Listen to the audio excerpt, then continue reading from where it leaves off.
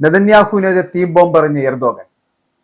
ഇസ്രായേലിന്റെ മണ്ണിനെ ചോരക്കളമാക്കുന്ന തുർക്കി president Recep Tayyip എർദോഗന്റെ തുടർച്ചയായിട്ടുള്ള ഇസ്രായേൽ വിരുദ്ധ പരാമർശങ്ങൾ, ആ പരാമർശങ്ങൾക്കെതിരെ കടുത്ത മുന്നറിയിപ്പുമായിട്ട് ഇസ്രായേൽ പ്രധാനമന്ത്രി ബെഞ്ചമിൻ നെതന്യാഹു എത്തുന്നു. ഇസ്രായേലിനെ നശിപ്പിക്കണമെന്ന് ആഹ്വാനം ചെയ്തുകൊണ്ട് എർദോഗൻ നടത്തുന്ന പ്രസ്താവനകളെ അതീവ ഗൗരവത്തോടെയാണ് കാണുന്നതെന്ന് നെതന്യാഹു വ്യക്തമാക്കുന്നു.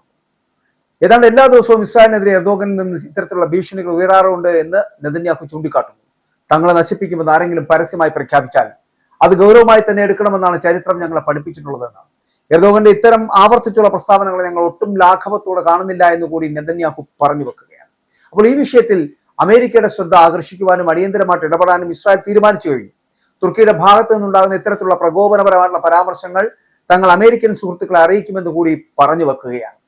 അന്താരാഷ്ട്ര തലത്തിൽ വലിയ ശ്രദ്ധ ആകർഷിച്ച ഈ നീക്കം നിലവിൽ വഷളായിക്കൊണ്ടിരിക്കുന്ന തുർക്കി ഇസ്രായേൽ നയതന്ത്ര ബന്ധത്തിൽ വലിയൊരു വഴിത്തിരിവായി മാറുകയാണ് എന്നുള്ളതാണ് ഇപ്പോൾ നമുക്ക് അറിയാൻ കഴിയുന്നത്. അതേസമയം ഇസ്രായേൽ ലെബനൻ വെടിനിർത്തൽ, ആ കരാറിനെതിരെ അതിരൂക്ഷമായിട്ടുള്ള വിമർശനവുമായിട്ട് ദേശീയ സുരക്ഷാ മന്ത്രി ഇറ്റാമർ ബെൻ ഗ്വിർ രംഗത്തെത്തിയിരിക്കുന്നു.